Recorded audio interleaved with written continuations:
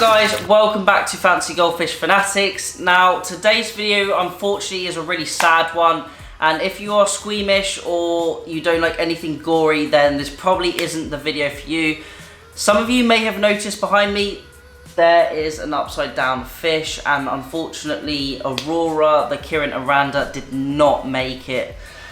Really sad. I tried to put her into an environment where we could get her back into good shape if you did watch the last video, but unfortunately she didn't make it, and I think whatever was in her body, whatever bacteria had taken over, was just too strong and she couldn't handle it, unfortunately. So she has passed away. Now I am going to do an autopsy on her because I want to see if there's anything obvious inside her maybe.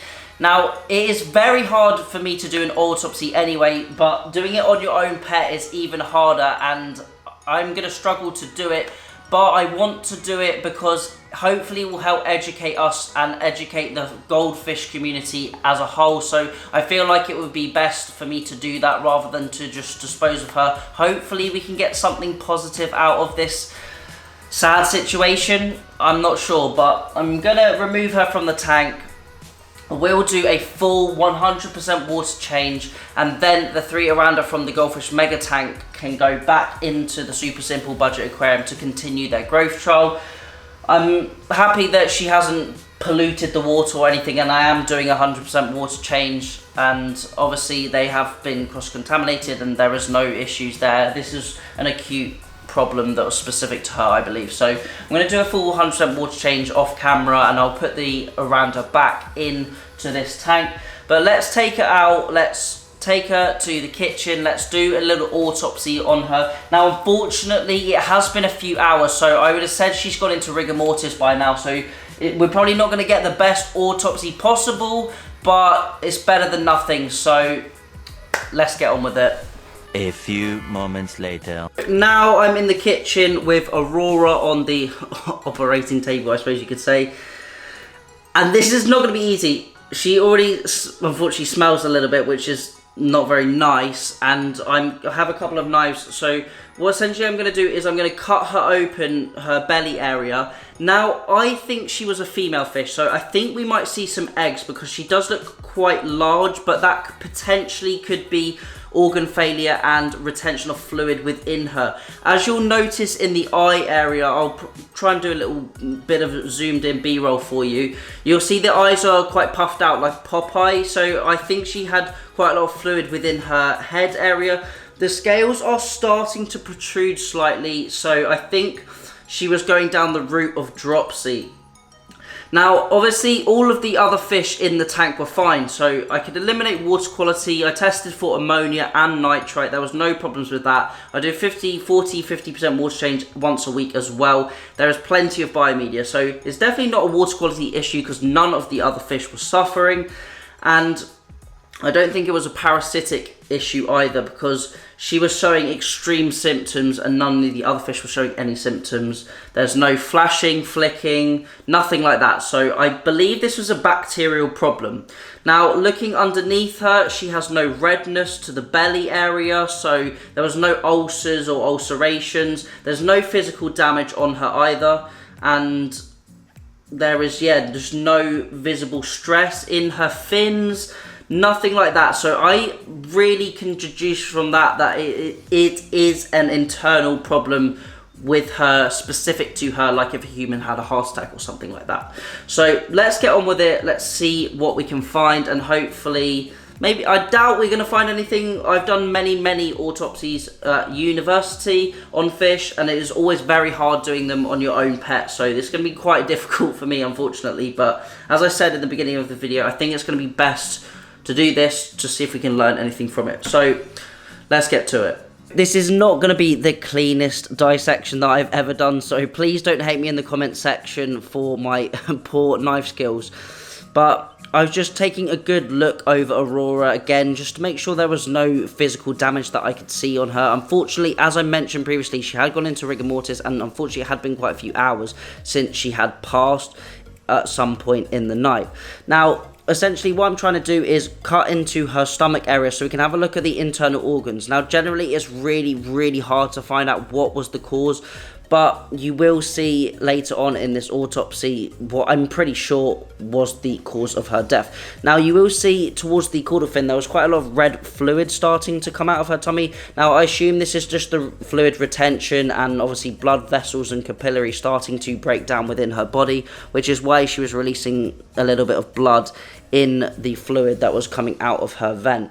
Now I definitely could have done with a nice scalpel or some nice sort of razor blades, because these knives were definitely not sharp enough, and she was, as I said, a little bit soft and squishy, so it wasn't the easiest dissection, and I did kind of butcher it unfortunately, which made things a little bit harder as well. But you can see we're slowly making our way into the body cavity, and I have a slightly sharper knife to use on her to see what's inside. Now there was, as you can see, quite a bit of fluid within her stomach area, and I probably did cut into some of the main organs, but you will start to see as I open that body cavity up, there is a real obvious sign what I found to be the problem with her. So we will find some eggs in there. Now these eggs weren't fully formed, they were sort of, I would say, in the sort of mid stage. Now this could potentially have contributed to her problems or her downfall essentially. Sometimes the fish can get egg bound, the eggs can develop, they are not released and they're just held within the body. This can cause bacterial problems and internal issues, which could lead to like septicemia, sepsis, blood poisoning, etc. So this could have potentially caused the bacterial problems, but I can't be obviously that sure. I'm just sort of deducing what I think was the main cause to her death. So I'm eventually getting this body cavity open, which is quite a barbaric process, and I definitely could have done it a little bit better if I had some better implements, but I thought it was better than nothing. So finally getting in here. Now unfortunately, as I mentioned, she has broken down a little bit already, because unfortunately she did pass quite a few hours before me actually getting round to doing the autopsy, and unfortunately the smell was pretty bad as well. So it definitely wasn't an easy autopsy, and I didn't really want to slow down and take my time, so I kind of did rush through it a little bit. Now towards the back area, the vent, you will see those eggs. They're that sort of brown colour. Hopefully you can see them there, just picking those up there. Now these were still within the membrane and they were all held together. Now there you can see them on the screen, just holding them up close to the camera. It didn't look like they were too infected, or didn't look like they had potentially caused the issue, but you will start to see the swim bladder. Now the swim bladder obviously is in two different parts, and when I removed the swim bladder, it was completely full of fluid. Now, potentially she could have died. That could have filled with fluid. But when I removed the bladder, it wasn't filled with like just a red or a clear liquid. It had a yellowish tinge to it, and it was definitely some sort of mixing going on. So I think what happened was her swim bladder had filled with fluid. You can see me removing some of her intestines, her stomach area. And obviously she hadn't been eating for at least a week, so there was nothing in there.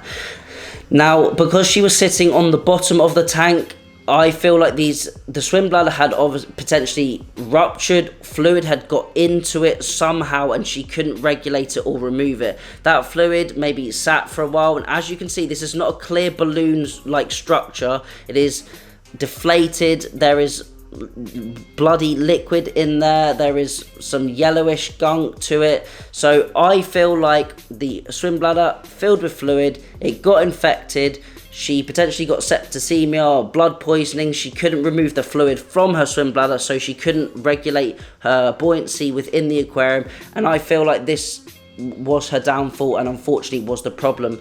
Now looking at this, I feel like I probably couldn't have treated it. Maybe with antibiotics I'd have been very lucky, but I feel like it's unfortunately just one of those things due to having fancy goldfish, and they are not the strongest fish, and they're not as strong as the sort of common goldfish. So I feel like this is why she potentially passed away, and this was the problem, which was kind of good to see a sort of resolution in the end.